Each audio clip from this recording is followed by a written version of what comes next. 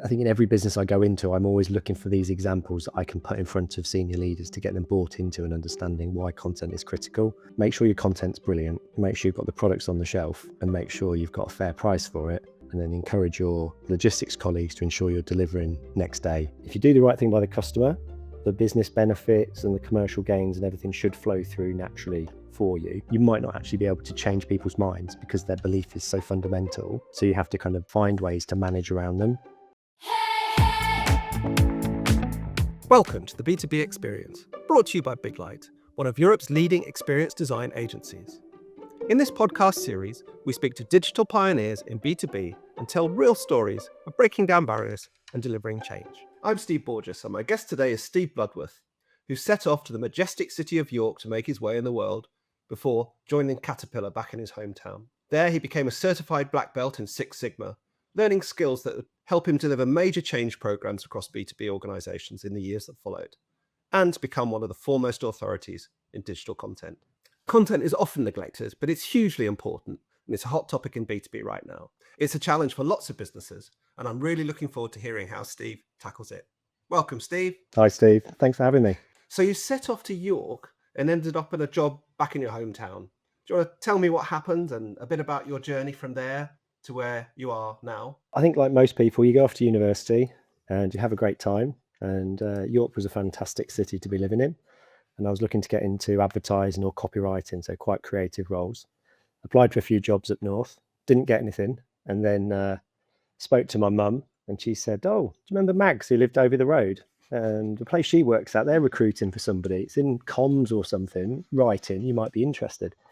So went and spoke to Mags, who was the neighbour who I'd known since birth, and had an interview on the Friday and started work on the Monday doing essentially like a placement student job for a year. Enjoyed it at Caterpillar. It was a great way to build a network across the business and learn like what the business was all about.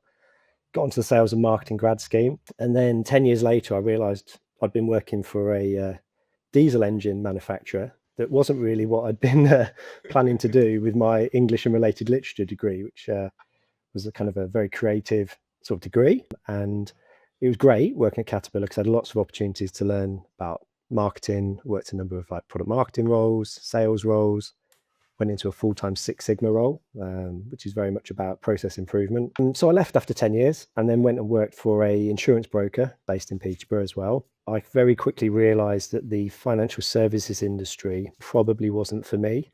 It didn't feel like it was customer centric enough, and there weren't really any real physical, tangible products, which is what I'd liked about Caterpillar. So I then started having a look around for other opportunities and found a job at RS Components. Going back to Six Sigma, do you want to just briefly describe what it is and more, I suppose more importantly, how it changes the way that you approach a problem? People will describe Six Sigma in lots of different ways. For me, I think it's really important to understand that it's all about the customer. So it's about understanding your customer's expectations and needs, and then delivering products, processes, or services that meet their needs. And a lot of people will focus on the process side of it. But for me, the key things are people and people-related change, and using data and insight to help inform your decision-making. Not about gut decision-making, it's about using data and insight to identify the facts, and then using those facts to help rally and align people around the opportunity that we've got in front of you to drive improvement for the customer at the end of the day. So if you do the right thing by the customer, the business benefits and the commercial gains and everything should flow through naturally for you. How's it kind of changed me and my approach to problem solving? You get a lot of structured tools and process and frameworks that you can use. So you can very quickly look at a problem, size up what's going wrong currently, identify the root cause, come up with some solutions, test things out, see what works, and then when you've confirmed what's working and making life better for the customer, and carry on doing that. So it should be a repeatable, sustainable process, product, experience, whatever for your customer. I think for me, what I really liked at Caterpillar was you got immersed in it into Six Sigma. So the business decided that Six Sigma was the way that it would deliver change. I think they were the first business to ever get full return on investment within a year of launching the whole program. The chief exec got all of his top leadership team. This was a few years before I joined. So when I joined CAT, they were well into Six Sigma by a few years. but the whole top team were dressed up in like judo suits, stood on stage, demonstrating physically their commitment to Six Sigma and eradicating waste and improving things for the customer.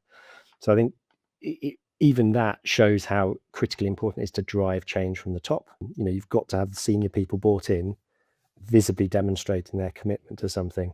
I do also think that Caterpillar drove adoption in no small way due to the bonuses that was given out to people.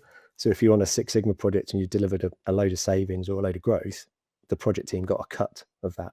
And I've never been in a business where that has been given out to people, not just like salespeople selling something and then getting a cut of the growth of the business development, but anybody from like warehouse through to a senior leader involved in a project making things better for a customer would get a percentage of the gains. Thinking about Six Sigma and the way that's shaped the way you think and the way you approach something, can you think of any circumstances where you've then deployed, give me a few examples, a few stories of when you've taken that mindset, if you like, and applied it in an environment to initiate change? I think a good example I'll share now, I think as more come, I'll keep sharing them, was when we were at RS one time. So the head of e-commerce guy who became my boss in the future, so owe a lot to him. He helped me to accelerate my career.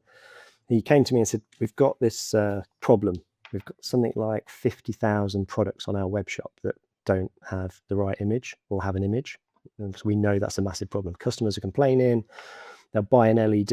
It's a picture of a red LED and it gets delivered to them and it's a blue LED. It's a disaster. We're spending thousands on returns and it's awful. He said, we've got this photography team in the warehouse in Corby and we need them to reshoot all of the products.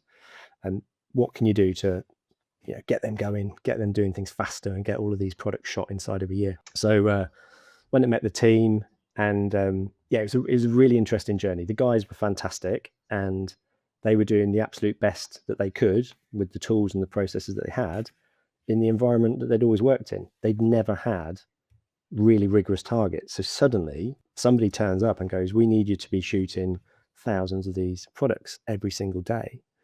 And it was quite a shocking experience for them. So we started to apply some of the usual Six Sigma tactics and techniques and said, look, we're just going to start measuring how long it takes you to do the process. Like, what is the process? How long does it take? What are you doing?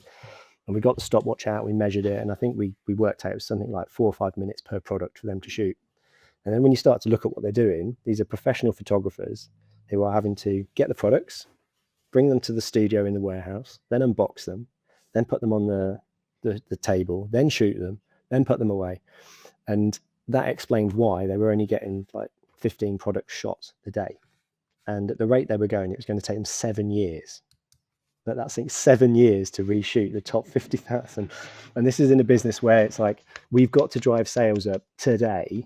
We have got to achieve massive double-digit growth, and we need to fix this immediately. And there's never enough heads, and we couldn't chuck bodies at it. So it was like, okay, how do we redesign the process?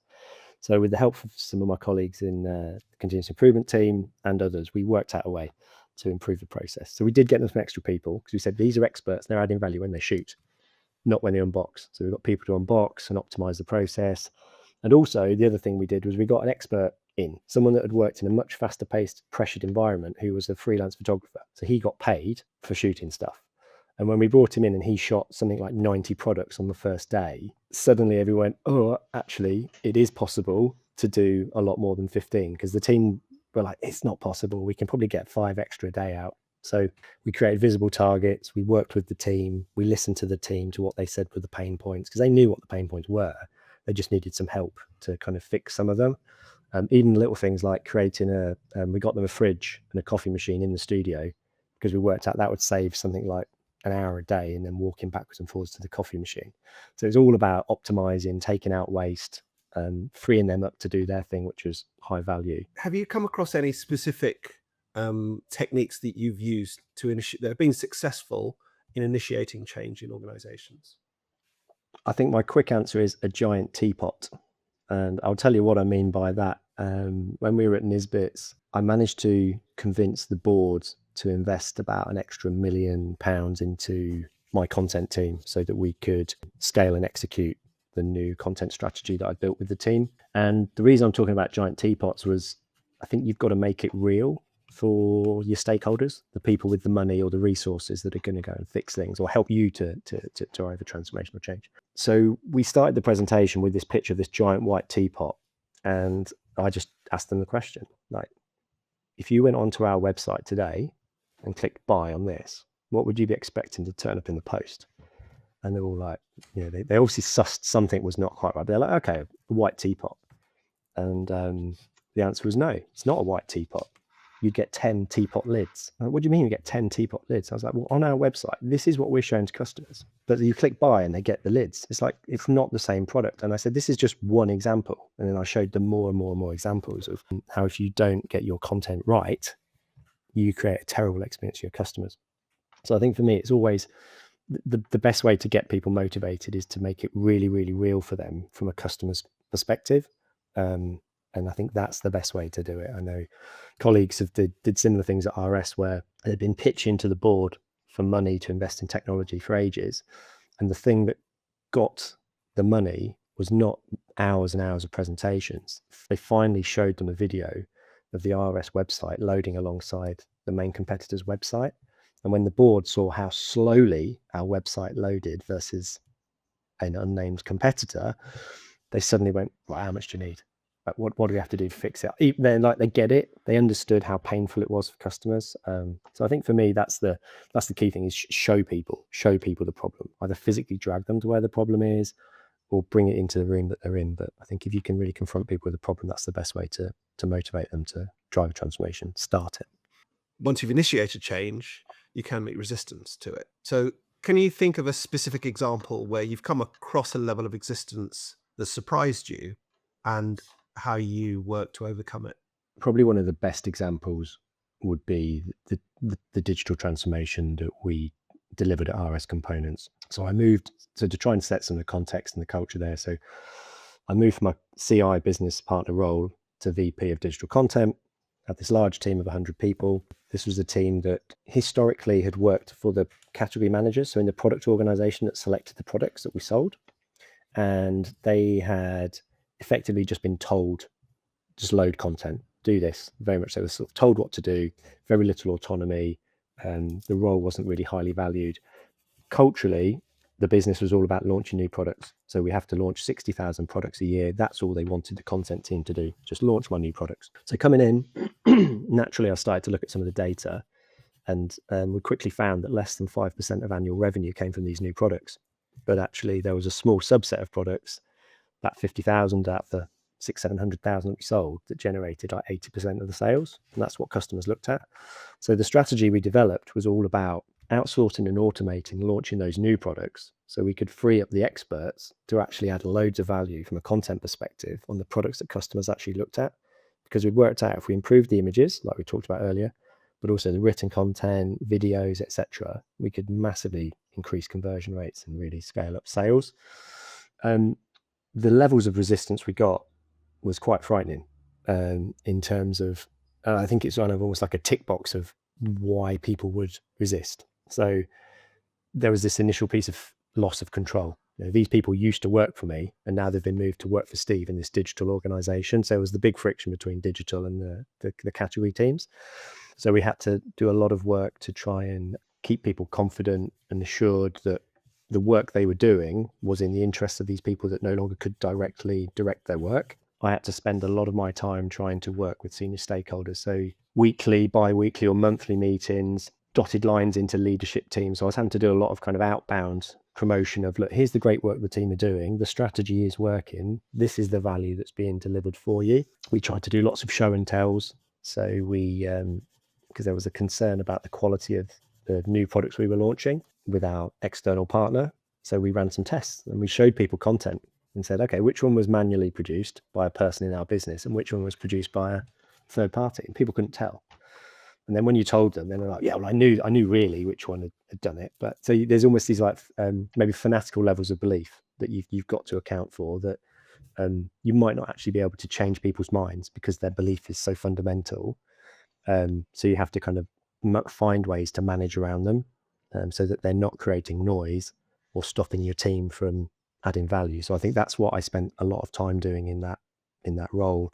And my leadership team did that as well. So we were kind of having to man mark people across different parts of the organization. So it takes a lot of resilience and energy from the team to be able to do that and to make it happen. But ultimately, you're creating time and space for the team to be able to do the work that's actually adding value and helping customers to succeed. And this was something that took like 4 years to do. And there were multiple projects that we were running in there, and always using customer data and insight to make those things happen. Can you take me back to the moment when you actually, the tipping point, if you like, can you take me back to the moment when you realized that the approach was getting traction and that the organization was changing?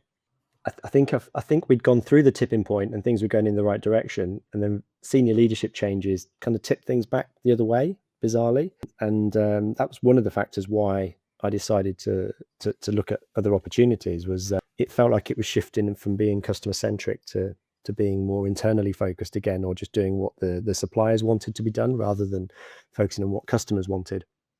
But I think the bit for me is when you know it's working, it's in the language that people are using. There is that consistency and commonality of language, but most importantly, specifically from certain senior leaders.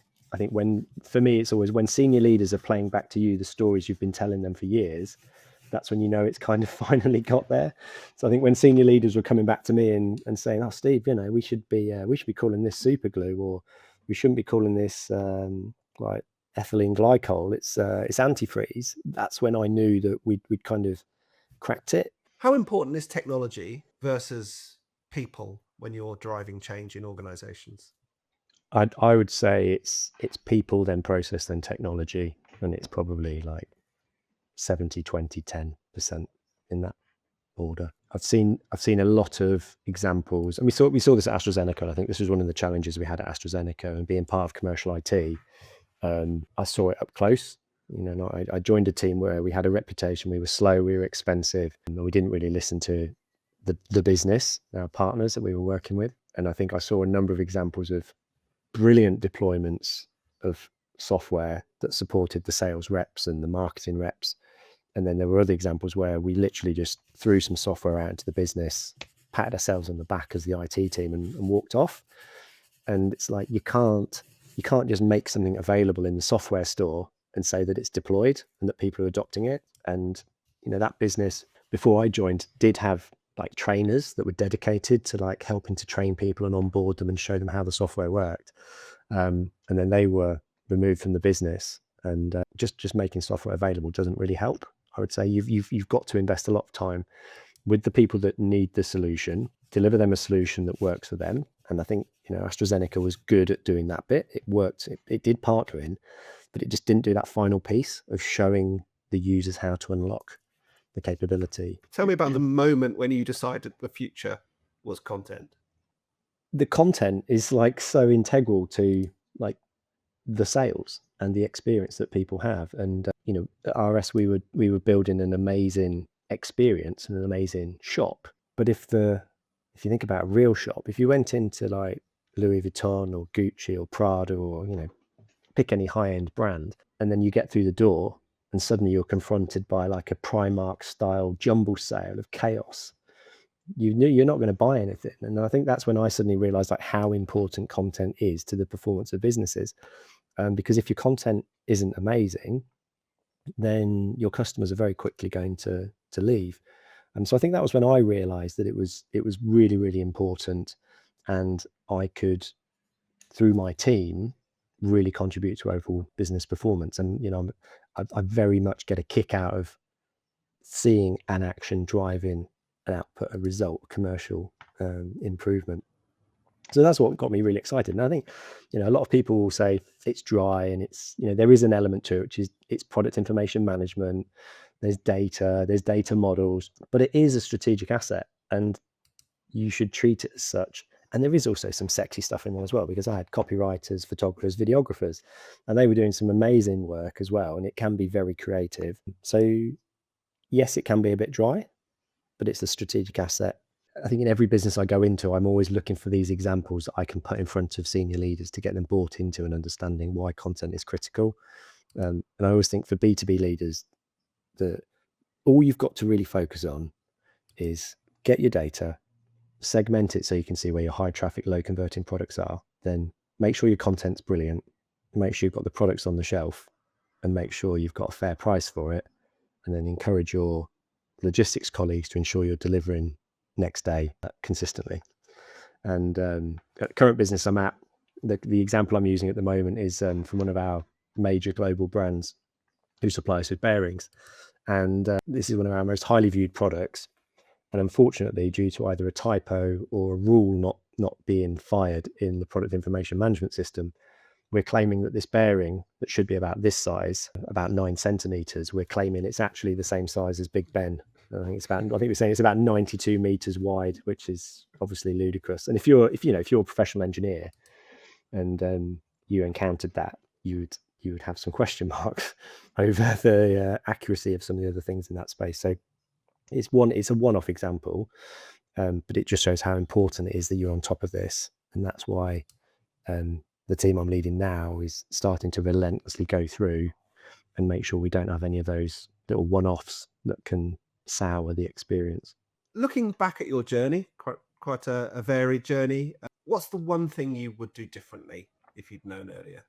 I think I've always tried to build strong, genuine relationships with people at work, but I think it's only now 24, 25 years of work do I truly appreciate how important it is that you've got genuine, trusting relationships with lots of different people across many different industries, many different expertises. And whether you're in one business or you've moved to lots of businesses, you've just got to build a network very, very quickly in the business that you're in, because it's those informal networks, whether you're in a really highly process-driven organization or more free-flowing type of organization, it's those people connections that will help you to get things done and help you be successful.